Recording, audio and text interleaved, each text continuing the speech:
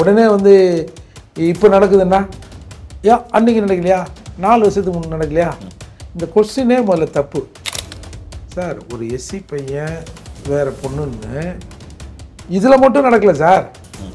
ஏதோ இன்றைக்கி வந்து எங்கள் பிள்ளைய கொண்டுட்டாங்க அப்படின்னு நாங்கள் அழுவலை. இதுக்கு முன்னாடி உங்கள் பிள்ளையும் கொண்டு இருக்காங்கய்யா, என்னையா பண்ணுறீங்க? ஒரு கொலை நடக்குது, ஒரு 4 நாள் அதை பற்றி பேசுகிறோம், அடுத்து இன்னொரு கொலை நடக்கும், அதை பற்றி பேசுவாங்க. இந்த கொலையோட அந்த கொலை கொஞ்சம் கொடூரமான முறையில் நடத்தப்பட்டிருந்தால் அதுக்கு தாவிடுவோம், மற்ற மீடியாக்கள் அதை பேசுவோம், அதோடு அது போயிடும். இந்த மாதிரியான எண்ணம் கொண்டவர்கள் இருக்கிற போது எப்பா என்னப்பா நேற்று முடிச்சா 4 நாள் சாட்டிட்டு ட்ரெயினில் ஏற்றுறாங்க முடிச்சிடுவாங்க போல இருக்குது அப்படின்னு ஒரு அச்சத்தை அவங்களுக்கு வரும். அந்த அச்சத்தை சட்டம் கொடுக்க வேண்டும். சட்டம் தானாக கொடுத்துருமா, நீங்கள் போட்டால் தானே கொடுக்கும். ஒரு லெட்டர் எடுத்து எஸ்பி கிட்ட கொடுக்குறாரு, 3 நாள் போராட்டம் நடக்கிறது, 3ஆவது நாளோ 4ஆவது நாளோ ஒரு பேப்பர் எடுத்து கொடுக்குறாரு. சார் இது வந்து இளவரசன் பாடியாண்ட நான் நின்றப்போ ஒரு சின்ன பையன் ஓடியாந்து என்கிட்ட இந்த இதை கொடுத்துட்டு இருந்ததுன்னு கொடுத்தான். நான் அதை பரபரப்பில் மறந்துட்டேன், இப்போ நான் தரேன். டேய் சினிமாவில் தானே நாங்கள் இதெல்லாம் பார்த்துருக்கோம். இப்போ இங்கே நடக்கிறது எல்லாமே ஒரு ஸ்கிரிப்டட் நாடகம் மாதிரி நடந்தால் அரசாங்கம் எப்படி நாம் சொல்கிறதுக்கு இது கூட ஸ்கிரிப்ட் தான், சும்மா சொல்கிறாங்க, ஒன்றும் பிரச்சனை இல்லை அப்படின்னு அரசாங்கம் எங்களை பார்க்குது சார். மிகப்பெரிய பிரச்சனையாக மாற வேண்டியதை, மிகப்பெரிய புரட்சியாக மாற வேண்டியதை, மிகப்பெரிய மக்கள் கொந்தளிப்பை லாவகமாக கையாண்டு கொண்டு போய் அடக்கம் செய்தார் அப்படின்னு ஒருத்தர் பேரை சொல்கிறாங்க. ஃபோட்டோஸ்லாம் பார்க்குறப்ப வெளிப்படையாகவே தெரியுது. ஒரு ஃபோட்டோ பார்த்தீங்களா, அந்த பையனும் அந்த பொண்ணும் ஒரு ஃபோட்டோ. அந்த பொண்ணு அப்படியே மக்கி நிற்கிது, அவன் சட்டையை இப்படி பிடிச்சி செல்லமாக இப்படி இழுத்துக்கினே நிற்கிது. அவங்களுக்குள்ளே எதுவுமே இருந்திருக்காருன்னு நான் சொல்கிறேன். நீங்கள் முதல்ல இந்த சிஸ்டத்தை சரி பண்ணணும். சிஸ்டத்தை சரி பண்ணதை விட சிஸ்டத்தை கையாளுறாங்க, அவங்களும் முதல்ல சரி பண்ணணும். ஜாம்பவான் நேயர்களுக்கு பிரபாகரனின் அன்பு வணக்கம். இன்றைய அரசியல் அரங்கம் நிகழ்ச்சியில் நம்மோடு இணைந்திருக்கக்கூடிய சிறப்பு விருந்தினர் புரட்சி தமிழகம் பறையர் பேரவையினுடைய தலைவர் மற்றும் வழக்கறிஞர் திரு ஏர்போர்ட் மூர்த்தி அவர்கள். வணக்கம். தமிழகத்தையே உலுக்கி இருக்கக்கூடிய சம்பவம் இந்த நெல்லை ஆணவ படுகொலை அப்படிங்கிறது. ஒரு தடவை உழுக்குனா பரவாயில்ல, உழுக்குறதுன்னு சொல்லலாம். ஓகே, ஒவ்வொரு முறையும் அப்பப்போ எப்படி சார் உழுக்க முடியும்? இது சாதாரண நிகழ்வு மாதிரி இப்போ ஆயிடுச்சு. அப்படி பார்க்க முடியல, நம்மளால பார்க்க முடியல சாதாரண நிகழ்வு. வேற என்ன பண்ண முடியும்? ஒரு முறையும் 10 தடவை ஒரு 4 நாளைக்கு கத்துறோம், அப்புறம் நம்மளே பேசுகிறோம் என்ன, அப்புறம் என்ன, செத்தா அழுகுறோம், அதை பண்ணு இதை பண்ணு அப்படின்னு சொல்கிறோம். ஏதாவது இது வரைக்கும் நடந்திருக்கா சொல்லுங்க? யார் இதை நடத்தணும்? நான் படியா சரியா? அரசாங்கம் செய்யணும்ல இதை. எல்லா அரசாங்கமும், இன்னைக்கு இருக்கிற அரசாங்கமும் கடந்த அரசாங்கமும் தொடர்ந்து டே பை டே உடனே வந்து இப்போ நடக்குதுன்னா ஏன் அன்றைக்கி நடக்கலையா, 4 வருஷத்துக்கு முன்னே நடக்கலையா, இந்த கொஸ்டினே முதல்ல தப்பு. இப்போ டே பை டே, அதாவது நாளுக்கு நாள் அதிகரித்து கொண்டே போகிறது. ஏன் அப்போ கேட்கல?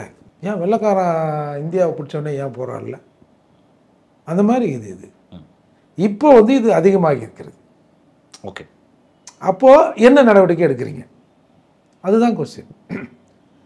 பொதுவாக இன்றைக்கி வந்து இது இல்லைங்க, நீங்கள் வந்து இது ஏதோ இவர் வந்து பறையர், அவங்க எஸ்சி ஆளுங்களை கொண்டுட்டாங்க அப்படின்ற மாதிரி பல பேர் பார்க்கலாம்.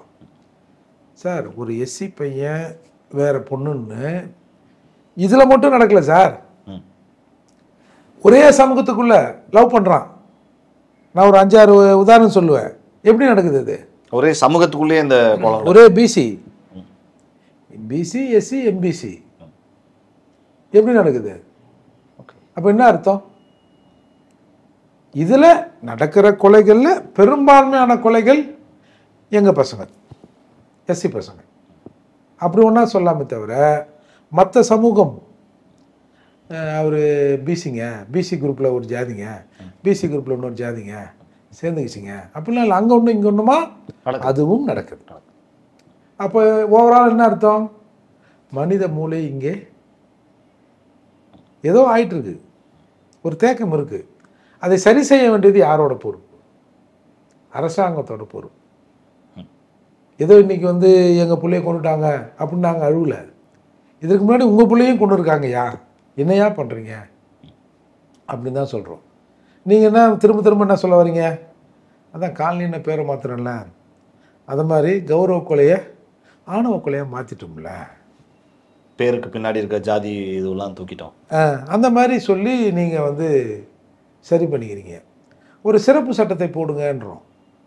இப்போ எங்கள் கொலைக்காக நாங்கள் கேட்குறோம், இந்த மாதிரி ஹானர் கில்லிங்னு சொல்கிற எந்த கொலையாக இருந்தாலும் அந்த சட்டத்தின் கீழே வந்துடுங்கன்னு எதுக்கு சொல்கிறோம்? ஒரு கொலை நடக்குது, ஒரு 4 நாள் அதை பற்றி பேசுகிறோம், அடுத்து இன்னொரு கொலை நடக்கும், அதை பற்றி பேசுவாங்க. இந்த கொலையோட அந்த கொலை கொஞ்சம் கொடூரமான முறையில் நடத்தப்பட்டிருந்தால் அதுக்கு தாவிடுவோம், மற்ற மீடியாக்கள் அதை பேசுவோம், அதோடு அது போயிடும். ஆனால் இந்த மாதிரியான சாதி சம்பந்தப்பட்ட விஷயங்களில் கொலை நடந்தால் அதை ஒரு சிறப்பு சட்டத்திற்கு இத்தனை நாளுக்குள்ளே முடிக்கணும், இதுக்கு இன்னென்ன பிரச்சனை, இன்னென்ன பண்ணணும், அதுக்கு இதுதான் வழிமுறை அப்படின்னு நீங்கள் ஒரு நெறிமுறையை வகுத்துட்டிங்கன்னா அது டெய்லி ஒரு குறிப்பிட்ட பீரியடில் சொல்லுவீங்களா, ஒரு 2 மாதம் 3 மாதத்துக்குள்ளே இதை வந்து கொண்டு வரணும்னு சொல்லுவீங்கள. அப்போது அது டெய்லி இங்கே பார்க்கப்படுகிற, பேசப்படுகிற, வாசிக்கப்படுகிற செய்தியாக மாறுகிற போது அந்த செய்தி ஒரு தாக்கத்தை உண்டு பண்ணும். ஓகே, இந்த மாதிரியான எண்ணம் கொண்டவர்கள் இருக்கிற போது, எப்பா என்னப்பா நேற்று பிடிச்சா 4 நாள் சாட்டிட்டு ட்ரெயினில் ஏற்றுறாங்க, முடிச்சிருவாங்க போலக்குதே அப்படின்னு ஒரு அச்சத்தை அவங்களுக்கு வரும். அந்த அச்சத்தை சட்டம் கொடுக்க வேண்டும். சட்டம் தானா கொடுத்துருமா? நீங்கள் போட்டால் தானே கொடுக்கும். வெளிப்படையாகவே கேட்குறேன்.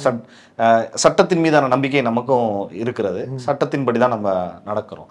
சட்டம் இப்படி தான் போக்சோ கொண்டு வரப்போ கூட குழந்தைகள் மீதான வன்முறைகள் குறையும், அதுக்கு ஒரு சட்டம் வேணும்னு உடனடியாக போக்சோ சட்டம் கொண்டு வரப்பட்டது. ஆனாலும் குற்றம் குறைஞ்ச பாடு இல்லையே. இது சட்டம் சார்ந்து இருக்கா இல்லை உளவியல் சார்ந்த சிக்கலாக இருக்கா? அதாவது இந்த மாதிரி ஒரு அனைத்து கட்சி கூட்டம் நடந்தது. அப்போ அண்ணன் பூவைமூர்த்தியார் இருக்கார். அண்ணனை அந்த கூட்டத்தில் இது என்ட்ரு பண்ணால் விடலை. அப்போயும் இவங்க தான் எல்லா கட்சியும் இருக்குது. ஆமாம். அப்போ ஒரு பெரிய பிரச்சனை நடந்தது. அப்புறம் அண்ணனை அலோவ் பண்ணாங்கன்னு வச்சுக்கலாம். ஏன்னா இவர் வந்தால் மக்களுக்காக நின்றுவார், எதிராளிகளோடு கமுக கூட்டு இல்லாதவர் பூவைமூர்த்தி, ஒரு சிக்கலை விட்டு பண்ணுவார்னு. அப்போ அந்த கூட்டத்தில் இந்த மாதிரி SC ST வன்கொடுமை தடுப்பு சட்டம் தவறாக பயன்படுத்தப்படுகிறது அப்படின்னு அங்கே டிஸ்கஸ் பண்ணும்போது எல்லாரும் அதுக்கு ஆதரவாக இதாக. அப்போ மூர்த்தி சொல்கிறாரு, இந்திய தண்டனை சட்டம் பல இடங்களில் தவறாக பயன்படுத்தப்படுகிறது. பல சட்டங்கள். ஆமாம், அதை எடுத்துடலாமா? தவறாக பயன்படுத்தப்படுகிறதுனா அது ஏன் தவறாக, யாரால் பயன்படுத்தப்படுகிறது என்பதை ஆய்வு செய்யணும். அதுக்காக இது தப்பாக யூஸ் பண்ணுறாங்க, இது எடுத்துருவோம்னா எப்படி இந்தியா இயங்கும், நாடு எப்படி இயங்கும் அப்படின்னு கேட்டவர். அப்போது சட்டம் இருக்குது, அதை இம்ப்ளிமெண்ட் பண்ணணும். Very simple. 2 நாள் நிற்கணும், எல்லோனா கவனிக்கணும், க்ரீன்னா போகணும். இது எல்லாருக்கும் தெரியும். தெரியுமா தெரியாதா? ஏன் சிக்னலில் ஒரு போலீஸை போடுறோம், அது விமன் போலீஸோ ஜென்ஸோ, ஒரு வெள்ளை காக்கியில் எதுக்கு ஒரு போலீஸை போடுறோம்? ஜம்ப் பண்ணால் பிடிச்சிருவாங்க அப்படிங்கிற ஒரு அச்சமோ பயமும் பண்ணால் போலீஸ் நிற்குதுடா, ஓடியாவது பிடிக்கல கூட நம்பர் எழுதி. சம்டைம்ஸ் சிக்னலை தாண்டி காவலர்களை பார்த்து பயப்படுறது தான் அதிகம், சிக்னலை பார்த்து பயப்படுறவங்கள விட. இல்லை, ஆமாம். அப்போ எதுக்கு? அதுதான் சட்டம் தான் இருக்குல்ல. இப்போ ஏமா 2 வயலேட் பண்ணணும் சட்டங்குது இல்லை, எதுக்கு அங்கே ஒரு ஆளை மானிட்டர் பண்ண போடுறோம்? சட்டம் இருக்குது சார், போதெல்லாம் ஒரு சட்டத்தை கூட புதுசாக பண்ணிக்கலாம்பா அப்படின்னு சொல்லணும். ஆனால் அதை விட்டுட்டு இப்போ நீங்கள் சொன்னீங்களா போக்சோ, அதுக்கு முன்னாடி அது இல்லை. சரி, அதை கொண்டு வராங்க. போக்சோ சட்டம் தப்பா சரியா? சரி சரி, கட்டாயமா சரி, அது சரி. ஆனால் இன்றைக்கு போக்சோ மீது என்ன சொல்லப்படுது? எப்படி சில பொறுக்கிகள் SC ST வழக்குகளை தன்னுடைய சுய லாபத்துக்காக அதிகாரிகளோடு சேர்ந்து கூட்டு வைத்து பயன்படுத்தி மிஸ்யூஸ் பண்ணுறாங்களோ, அதே மாதிரி போக்சோ வழக்கும் இன்றைக்கு மிஸ்யூஸ் பண்ணுறாங்க. பங்காளிகளை, எதிராளிகளை, வேண்டாதவனை வந்து பழிவாங்குவதற்கு இந்த சட்டம் பயன்படுத்தப்படுகிறது. சரி, இப்போ நீங்கள் பயன்படுத்தணும்னு நினைக்கிறீங்கன்னு வச்சுங்களேன், உங்களுக்கு வேண்டாதுன்னா ஒருத்தனை பயன்படுத்தணும்னு நினைக்கிறீங்க, நீங்களா ஸ்டேஷனுக்குள்ளே போய் FIR எடுத்து போட்டுருவீங்களா? அதை எழுதுகிற அதிகாரி உங்களுக்கு துணை போகணும். அப்போ எழுதுகிற அதிகாரியை சரியாக விசாரணை பண்ணி செய்யுங்க அப்படின்னு சொல்லணும். அதை விட்டுட்டு சட்டம் தான் இருக்குது, மிஸ்யூஸ் ஆகுதுன்றது எப்படி சரியாக இருக்கும். சார் நீங்கள் திரும்ப திரும்ப நாங்கள் சாகிறோம் போகிறோம் வரணுன்றதெல்லாம் பிரச்சனை இல்லை சார். இப்போ இந்த கொலை நடந்ததா, ஒரு குடும்பம், அவங்க அப்பா அம்மா, ஒரு பிரதர் ஒருத்தர் இருக்கார் பொழுது, சரி இவங்க இந்த பக்கம் இப்போ அவங்க வீட்டில் இருக்கிற எல்லாரும் சிறைக்கு போயிட்டாங்கன்றாங்க. இதோட முடிஞ்சிருமாங்க? இங்கே ஒரு 3 பேர், அப்பா அம்மா புள்ள, ஒருத்தன் இறந்துட்டாப்புல. இந்த 3 அதில் ஒன்று தான் சிறைக்கு போயிருக்கூடாது, இன்னும் 2 என்னன்னு தெரியல. சரி, அப்படியே அது 3 சிறைக்கு போகிறாங்க. இந்த 3 6, இந்த 6 பேருக்கான பிரச்சனையா அது? சொல்லுங்கள். 6 பேருக்கான பிரச்சனைன்னா சரி, நாம் அதை அது ஒரு தனிப்பட்ட பிரச்சனை, ஒரு கடந்து போயிடலாம். ஓகே. ஆனால் இது 6 பேரோட தாண்டி ஒரு சமூகம், 6000 பேர், 6 லட்சம் பேர், 60,000 பேர், அப்படி போவோம். இது 2 சமூகத்துக்கான பதட்டம். 2 சமூகத்துக்கான பதட்டம் மட்டும் இல்லை, இன்னொரு சமூகம். இப்போ இது மறவர்னு சொல்கிறாங்கன்னு வச்சுங்களேன், ஒரு உதாரணத்துக்கு சொல்கிறோம். இன்னொரு சமூகம், நம்ம ஊர்லேயும் இப்படி அவனா லவ் பண்ணிட்டான், நல்லா தீர்த்து நினையா, இப்படி ஒரு பயம் வரணும் அப்படிங்கிற எண்ணம் வரும். ஓகே. அப்போ பரவாயில்ல, எல்லாருக்குமான பிரச்சனை தானே இது. எல்லாருக்குமான பிரச்சனை நாட்டுக்கான பிரச்சனை. நாட்டுக்கான பிரச்சனை ஆட்சியாளருக்கான பிரச்சனை. அப்போ இதுல முதல்ல நடவடிக்கை எடுக்க வேண்டியது யாரு? ஆட்சியாளர். அரசாங்கம் தான் முதல்ல நடவடிக்கை. நீங்க பல கொலைகள் பரபரப்பா பேசப்படும், அதில் 4 பேர் காசு வாங்கின்னு சாகடிக்கு கூட உடனே இறந்துருப்போம். நீங்கள் இளவரசன் திவ்யா மேட்டரில் இளவரசன் பாடி ஹாஸ்பிட்டலில் இருக்கு. ஒரு மிகப்பெரிய கட்சியின் ஒரு தலைவருக்கு அடுத்த நிலையில் இருக்கிறவர் ஒரு லெட்டர் எடுத்து எஸ்பி கிட்ட கொடுக்குறாரு. 3 நாள் போராட்டம் நடக்கிறது. 3ஆவது நாள் 4ஆவது நாள் ஒரு பேப்பர் எடுத்து கொடுக்குறாரு. சார், இது இளவரசன் பாடியாண்ட நான் நின்றுந்தப்போ ஒரு சின்ன பையன் ஓடியாந்து என்கிட்ட இந்த இதை கொடுத்துட்டு கொடுத்தான். நான் அதை பரபரப்பில் மறந்துட்டேன், இப்போ நான் தரேன். சினிமாவில் தானே நாங்கள் அதெல்லாம் பார்த்துருக்கோம். அதே மாதிரி நான் அந்த இறப்புக்கு போகிறேன். அதெல்லாம் தோழர் பாலன் வாழ்ந்த பகுதி அது, அவங்க அரசியல் சின்ன பகுதி அது. போன உடனே அப்படி இப்படி நாங்கள் உள்ளே போயிட்டு அந்த வீட்டுக்கு எதிர் வீட்டில் நான் இருக்கிறேன். ஏன்னா எல்லாரையும் தடுக்கிறாங்க போலீஸு, உள்ள அலோவ் பண்ணல. சிவகாமி மேடம் வந்தாங்க, அவங்கள திருப்பி அனுப்பிச்சிட்டாங்க. நாங்கள் வேறு வழியாக உள்ளே போய், ஒரு கும்பலாக போனால் தானே பிரச்சனை, அப்படின்னு தனித்தனியாக போய் நான் எதிர் வீட்டில் இருக்கிறேங்க. இளவரசன் பாடி இங்கே வச்சுருக்காங்க, அந்த வீடுகள்லாம் பாதிக்கப்பட்டிருக்கேன். சிவகாமி அம்மா வந்தாங்க, போயிட்டாங்க. நான் சொன்னேன்ல அந்த லெட்டர் கொடுத்த தலைவர், அவர் ஒரு 10 பேரோட நிற்கிறார். நான் சொன்ன பொறுப்பாளர் யாரோ ஒரு எஸ்பி அஸ்ராக்கார், யாரோ ஒரு வட இந்திய எஸ்பி தான், அவர் அங்கே போலீஸ் பட்டாளத்தோடு நிற்கிறார். இப்போ சின்ன சின்ன முரண்கள் வரத்தானே செய்யும். உள்ளே போகணும்னு நினைப்பாங்க, வருவாங்க. சார், இவர் எஸ்பி அங்கே நிற்கிறாரு. நான் சுட போறியா, சட்டை எப்படி இருக்கு, இன்னும் சினிமாவில் சுட போறியா, சுடு சுடு சுடுன்னா பட்டுன்னு ஏதோ ஒரு போலீஸ்காரன் ஒரு லட்டி நீட்டான் சார், எஸ்பி கிட்ட வரேன்னு. அங்கே ஒரு கலவரம் வரும்ல, கட்டாயமாக நடக்கும்.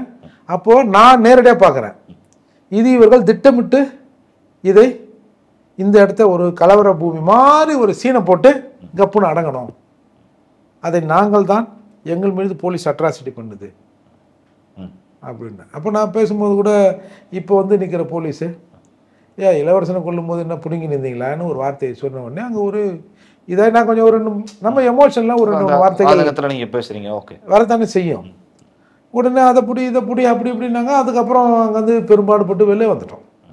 அப்போது இப்போ இங்கே நடக்கிறது எல்லாமே ஒரு ஸ்கிரிப்டட் நாடகம் மாதிரி நடந்தால் அரசாங்கம் எப்படி நாம் சொல்கிறதுக்கு இது கூட ஸ்கிரிப்ட் தான், சும்மா சொல்கிறாங்க, ஒன்றும் பிரச்சனை இல்லை அப்படின்னு அரசாங்கம் எங்களை பார்க்குது சார். ஓகே, உங்களுடைய கருத்துக்களுக்கே இங்கே செவி சாய்க்கப்படுறதில்லை அப்படிங்கிறீங்க.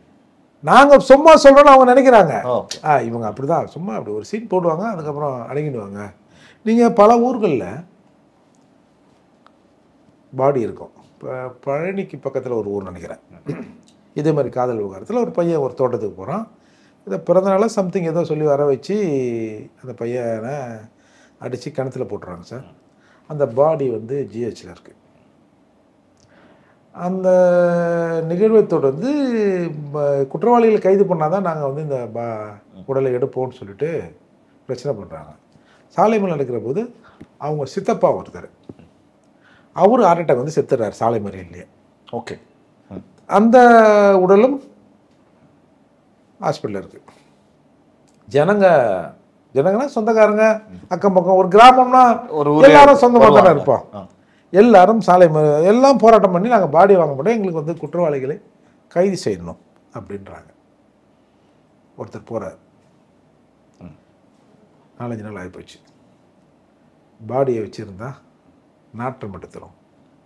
இறுதி சடங்கு செய்வது கொஞ்சம் சிரமமாயிடும்.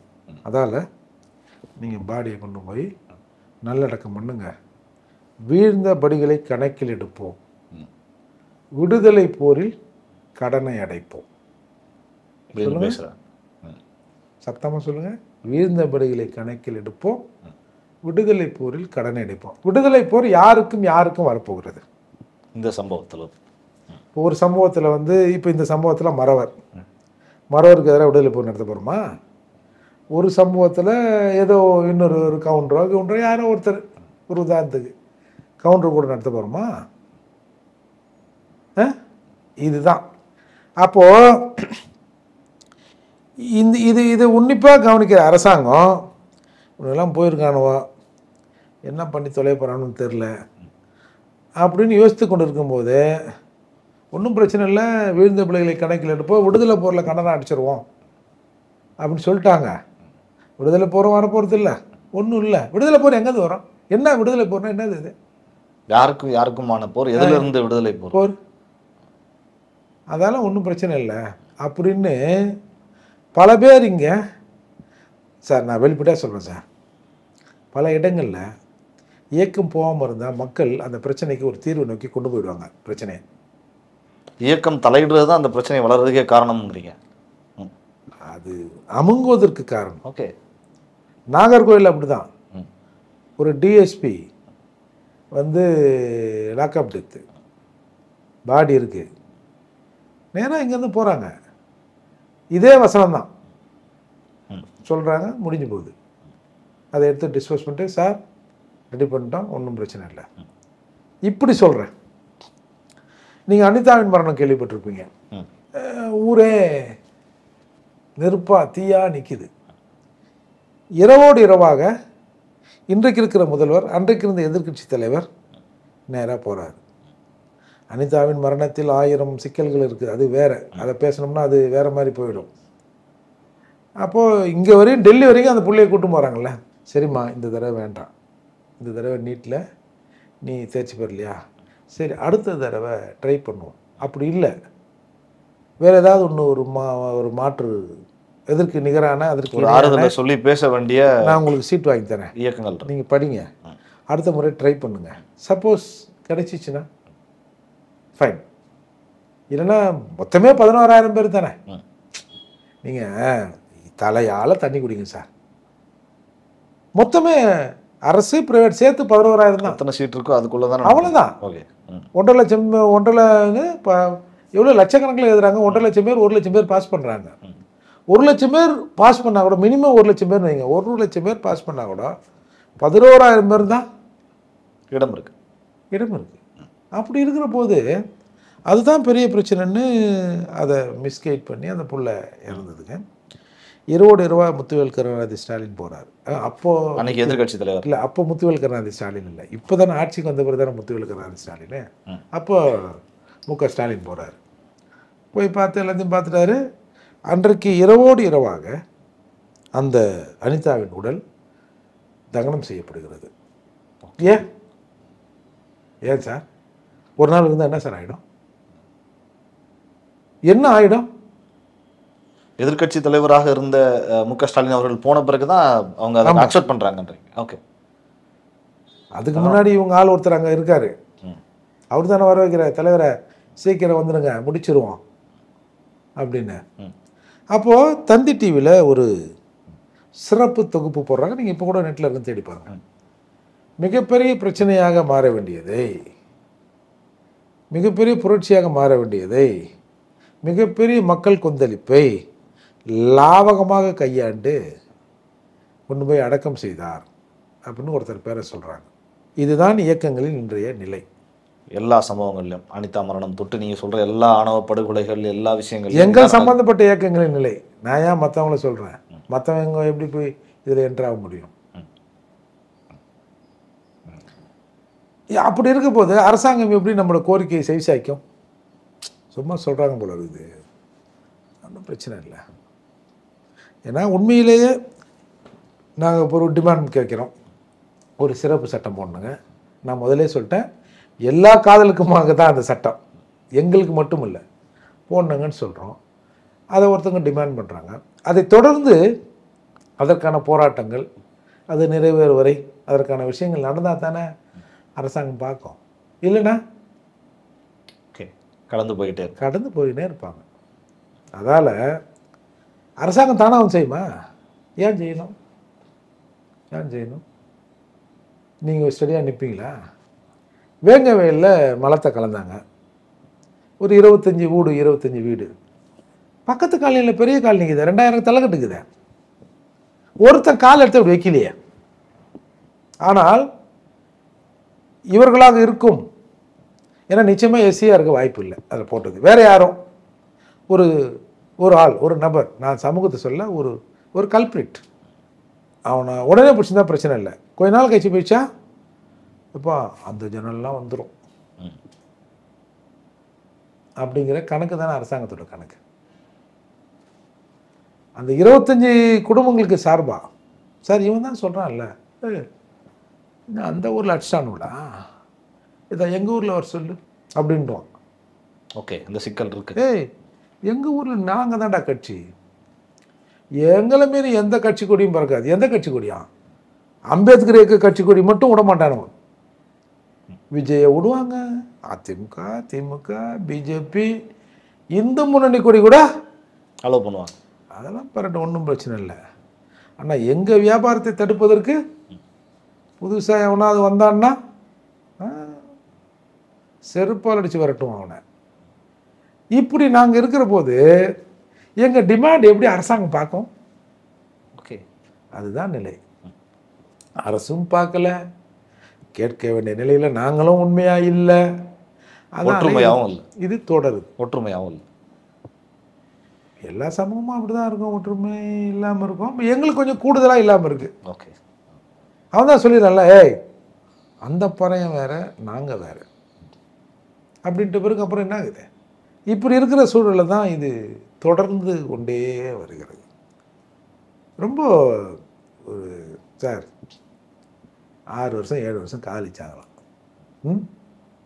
ஃபோட்டோஸ்லாம் பார்க்குறப்ப வெளிப்படையாகவே தெரியுது. எவ்வளோ ஒரு ஃபோட்டோ பார்த்தீங்களா?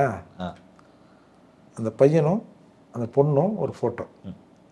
அந்த பொண்ணு அப்படியே மக்கி நிற்கிது, அவன் சட்டையை இப்படி பிடிச்சி செல்லமாக இப்படி இழுத்துக்கினே நிற்கிது.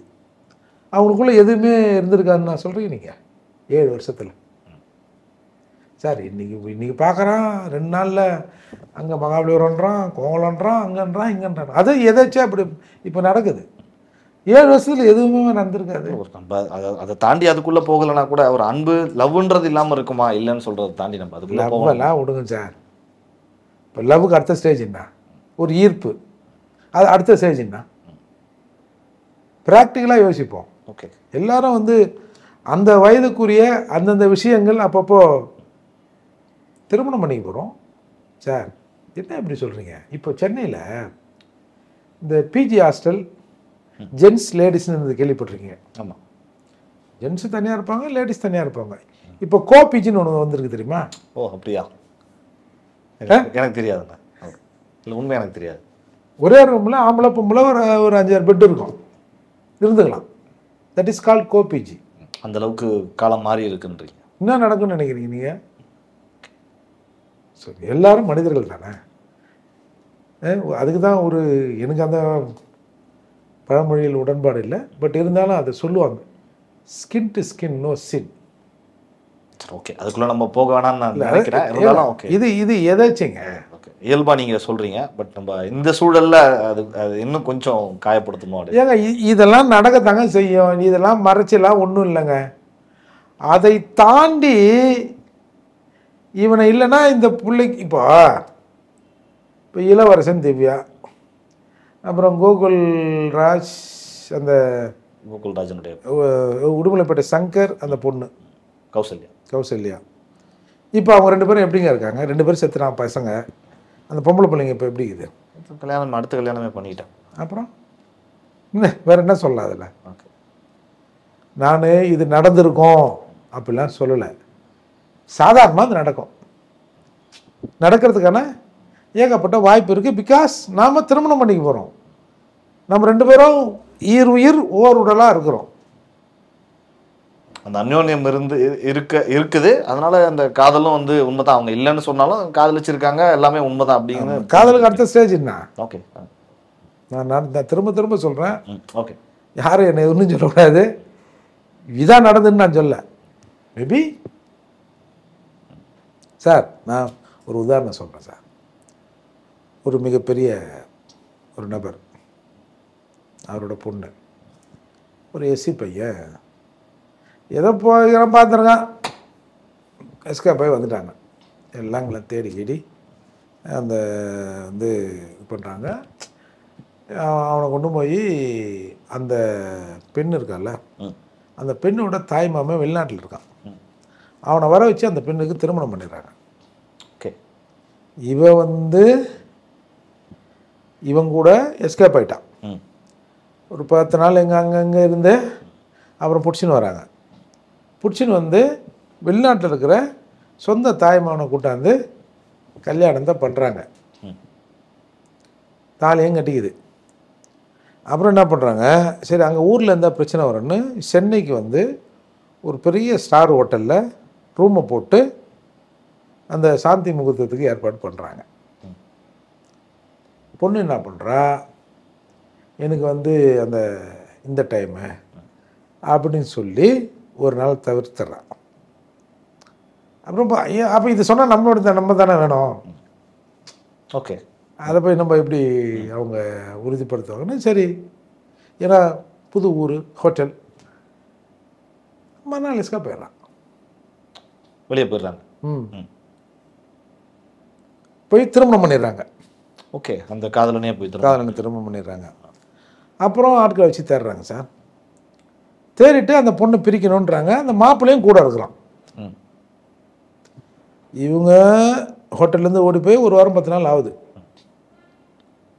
திருமணம் பண்ணிட்டாங்க. தனிமையில் ஒரு வீட்டில் ஒரு பக்கத்தில் இருக்கிறவங்களாம் ஒரு வீடு எடுத்து கொடுத்து வாடகை இருக்காங்க. இன்னும் நடந்திருக்காங்க. எல்லாருக்கும் தெரிஞ்ச விஷயம் தான். ஓகே, இது நடக்காதுன்னு சொல்ல முடியாதுல்ல. சரி, நடந்திருக்காதுன்னா வாய்ப்பு இருக்குன்னு கூட சொல்லுவோம். இவங்க கூட இருந்து பார்த்தாங்களான்னு வாங்குவோம். ஓகே, திரும்பவும் பிரிக்கிறாங்க சார். மறுபடியும் பிரிக்கிறாங்க. இது என்ன மனநிலை? சரி, இப்படி பிரிக்கிறோம். நாளை பின்ன அந்த மாப்பிள்ளைக்கும் அந்த பொண்ணுக்கும் சண்டை வருது. தாய் மாமனுக்கும் அந்த பொண்ணுக்கும் சண்டை வருது. அவன் அந்த பொண்ணை நிம்மதியாக கூடுவான். கட்டாயமாக அந்த வாழ்க்கை எப்படி நல்லா இருக்கும்? யாருக்குமே நல்லா இருக்காதுல்ல. அது பிரச்சனை தான். இப்போ இந்த பொண்ணு 7 வருஷம் லவ் பண்ணதான் இன்றைக்கி எல்லாம் கொஞ்சம் நெருக்கமாக இருக்கிற புகைப்படங்கள் எல்லாம் வெளியில் வந்துடுச்சு. எல்லாரும் கையில் வச்சுருக்காங்க. எல்லாருமே அது அந்த பொண்ணு மறுத்த பிறகுதான் அந்த புகைப்படங்கள்லாம் வந்து அந்த பாப்பா வந்து காதலிக்கலன்னு சொன்ன பிறகுதான் சொன்னாங்களாம். அந்த சமூக வலைதளங்கள் இந்த புகைப்படம் அது யார் மிரட்டினாங்களோ என்ன நிர்பந்தமோ இல்லை, அது எப்படியோ ஒருத்தன் 7 வருஷம் ஒன் சைடாக காதலிக்க முடியாது. அப்படி காதலிக்கல இந்த மாதிரி நெருக்கமான ஃபோட்டோக்கள் இருக்காது. பொது வேலையில் இப்படி நெருக்கமான ஃபோட்டோக்கள் இருக்கிற போது மற்றதை நம்ம யோசித்துக்க வேண்டியது தான். ஓகே, இப்போ இந்த பெண்ணுக்கு ஒரு திருமணம் பண்ணுறோம், என்ன நடக்குன்றீங்க? ஏற்கனவே இந்த மாதிரி காதல் ஜோடி பிரிஞ்சு ஒருத்தனை 4 பெரியவங்களாம் சேர்ந்து கல்யாணம் பண்ணி வச்சாங்க. கல்யாணம் பண்ணி சொன்னால் அந்த மாப்பிள்ளை மேலே என்ன அலிகேஷன் சொன்னாங்க? நடந்திருக்கு, தமிழகத்தில் நடந்திருக்குல்ல. அப்போது இந்த மாதிரியான மனநிலைக்கு நீங்கள் எப்படி வரீங்க? ஒரு பெண்ணை, ஒரு பொம்பளை பொண்ணுனா ஒரு குடும்பத்துக்கு தெய்வம்னுவாங்க. ஆம்பளை பிள்ளைங்க வாங்க போவான். பெண் பிறந்தால் ஒரு குடும்பத்தில் எங்கள் அம்மா பிறந்திருக்கா, எங்கள் பாட்டி பிறந்திருக்கா, கடவுளே வந்து பிறந்திருக்கு, தெய்வ குழந்தை இதுன்னு பெண்களை போற்றி வளர்க்குற இந்த சமூகத்தில் ஒரு புள்ள ஒன்று நம்ம அந்த மாதிரி இந்த காதல் ஈடுபடாத அளவுக்கு அந்த பிள்ளைய நம்ம சொல்லி கொடுத்து வளர்க்கணும். அதற்கான சமூக சூழல் இப்போ இல்லை. புள்ள என்ன பண்ணுது, பொண்ணு என்ன பண்ணுதுன்னு பார்க்கறதுக்கான இந்த ஊழியர்கள், அரசு ஊழியர்கள், ஆமாம் காவல்துறை அது மாதிரி ஓடுறாங்க ஓடிறாங்க பண்ணுறாங்கன்னு வச்சுங்க. அப்போது இது நம்ம ஒருத்தரை மட்டுமே எப்படி குறை சொல்ல முடியும்? இந்த தரப்பை மட்டும் எப்படி, பையனை மட்டும் எப்படி குறை சொல்ல முடியும்? இந்த பெண்ணை வளர்த்ததில் உங்கள் பங்கும் இருக்குல்ல. அப்போ 2 பேருமே தானே இதில் வந்து குற்றமளித்தவர்கள். அப்போது இவன் வந்து கொஞ்சம் உங்களுக்கு கீழேன்ற மாதிரி நீங்கள் நினச்சிங்கன்னா என்ன ஒன்றாலும் பண்ணிடலாமா? ஒரு உயிர் எடுக்கிறதுங்கிற உரிமையாக சார், உயிரை எடுப்பதற்கு ஒரு இந்திய அரசியலமைப்பு சட்டம் சில ரைட்ஸை வந்து உரிமைகளை நமக்கு வழங்கியிருக்கு. அந்த உரிமைகளை வயலேட் பண்ணவோ இல்லை இதை திரும்ப பெறவோ சட்டத்திற்கு மட்டுமே உரிமை இருக்குன்னு சொல்லுது. நான் லா என்ஃபோர்ஸிங் டிபார்ட்மெண்ட்டு, நான் இதை கொண்டு போய் இதை தூக்கு தண்ணி கொடுத்துருவோன்னு நானே கொடுக்க முடியாது. அதை சட்டம் தான் அதை செய்யணும். ஒருத்தரை முடக்கிறோம், ஒரு அரை மணி நேரம் 1 மணி நேரம் வந்து உங்களை ஏதாவது ஒருத்தர் ரூமில் போட்டான்னா அதுக்கு பேர் கடத்தல், என்னை வலுக்கட்டாயமாக அடைத்து வைத்தல். ஆனால் ஒரு நீதிமன்றம் 6 மாதம் அவனை போடு நாய அப்படிங்களாம். அது சட்டம், அதுதான் சட்டம், அதுதான் இந்திய அரசியல் சட்டம் வழங்கியிருக்கிற ரைட்ஸ். இப்படி பொசுக்குன்னு கொள்றீங்க. அப்போ நீங்கள் சட்டத்தின் மீது உங்களுக்கு பயம் இல்லைன்னு சொல்கிறதை விட சட்டத்தை இம்ப்ளிமெண்ட் பண்ணுறவர்கள் மீது உங்களுக்கு பயம் இல்லை.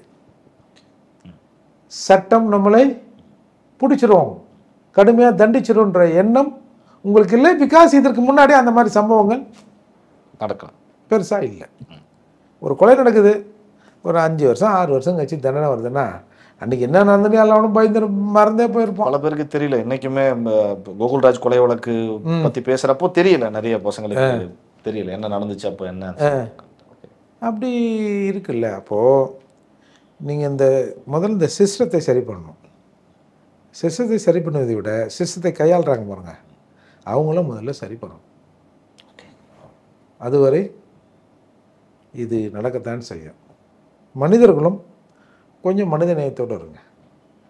உங்களுக்கு ஒவ்வாத காதலா கொஞ்சம் பேசி கீசி ஏதாவது புள்ள தானே அது, நீ போய் எதிராளியை கன்வின்ஸ் பண்ண வேணாம், ஏய் விட்டுருப்பான்னு. புள்ள நீ கன்வின்ஸ் பண்ண உனக்கு உரிமை இருக்குது. பல காதல் திருமணங்களில் ஏபிஎஸ் கார்பஸ் பெட்டிஷன் போட்டாங்கன்னா கோர்ட்டில் உட்காந்து நிறுத்துவாங்க. கோர்ட்டு வந்து ஏமா நீ அந்த பொண்ணு கூட கொஞ்சம் நாள் பேசுங்க. சில பொண்ணுங்க கன்வின்ஸ் ஆகிட்டு ஆமாம் பட் அப்பா அம்மா கூட இல்லை, நான் வந்து எங்கள் அப்பா அம்மா கூட போகிறேன், எனக்கு இதில் விருப்பம் இல்லாத திருமணம், விருப்பம் இல்லாமல் அப்படி பண்ணுங்க. அது கூட நம்ம அதை கொஞ்சம் ஏற்றுக்கலாம் சார். ஏதோ ஒரு நிர்பந்தத்தில் சரி அந்த புள்ள போயிட்டாங்க, போய் அநியாயமாக ஒரு உயிரை பறிக்கிற உரிமை உங்களுக்கு எப்படி கொடுக்குறீங்க? இதை விட கொடுமை சில இடங்கள்லாம் அவன் பொண்ணையும் சேர்த்து கொள்கிறான். அவன்லாம் மனுஷனா? அவன் மனிதனாக வாழ்வதற்கு தகுதி இருக்கா? அவன் மனிதனாக வாழ்வதற்கும் இங்கே இந்த செட்டப் அனுமதிக்குதுன்னா இந்த செட்டப் மீது தான் குற்றம், சிஸ்டம் தான் தப்பு. அதால் இனிவரும் காலங்களாவது இது மாதிரி நடக்காமல் இருக்கணும். இது பொது சமூகத்தில் இது ஒரு பெரிய சிக்கலை ஏற்படுத்தும் சார். எல்லாருமே இப்படி இருப்பான். எவனாவது ஒருத்தர் 2 பேர் எங்கன்னா பேசியிருந்தா கூட, ஏதோ இப்போ ஸ்கூலில் படிக்கிற பசங்க ஏதோ ஒரு பேசிங்கிறான், உடனே அதை காதல்னு கூட அது கணக்கு பண்ண வேண்டி அது மேலே வந்து அந்த சமூகத்தையும் நம்ம ஒட்டுமொத்தமாக இவங்க செய்கிற தவறுனால அந்த ஒட்டுமொத்த சமூகத்தையும் அப்படி பேச வேண்டிய சூழலும் எல்லாரும் பயந்து தன்னோட பிள்ளையோ பெண்ணையோ வந்து பள்ளிக்கூடமோ ஸ்கூலுக்கோ இல்லை காலேஜுக்கோ அனுப்ப முடியாது சார். ஒரு சந்தேக கண்ணோடவே நான் என் பிள்ளையை பார்த்துனே இருக்க முடியாது சார். அது ஒரு பெரிய வேதனை சார் அந்த பிள்ளைக்கு. எங்கள் அப்பா வரும்போது தலைகளை கலைஞ்சிக்குதான், நீட்டாக போன மாதிரி வரணும்னு உத்து பார்ப்பார் எங்கள் அம்மா பார்க்கணுன்னா, அந்த பிள்ளையோட மனநிலையிலேருந்து பாருங்கள். அப்போது ஒரு பெரிய மாற்றம் வரணும். என்ன அந்த காலத்தில் காதலை போற்றிய சமூகம் இது இன்றைக்கி வந்து இப்படி வந்து நிற்கிது. மனிதன் வந்து நாகரிகம் வளர வளர இவன் செழுமையாவான்னு பார்த்தா நாகரிகம் வளர வளர இவன் சாக்கடைக்குள்ளே போகிற மாதிரி இருக்கு. பார்ப்போம் சார். நிறைய விஷயங்கள் எங்களுக்காக இந்த சம்பவத்தில் இதுக்கு முன்னாடி நடந்த விஷயங்களும் இதிலிருந்து எப்படி எதிர்காலத்திலேயாவது நம்ம இந்த மாதிரியான சம்பவங்கள் நடக்காமல் இருக்கிறது எப்படி அப்படின்னும் நிறைய தகவல் எங்களோடு பகிர்ந்து கொண்டீர்கள். உங்களுக்கு ஜாம்பவான் நேயர்கள் சார்பாகவும் இந்த பிரபாகரன் சார்பாகவும் மனமார்ந்த நன்றிகள். நன்றி.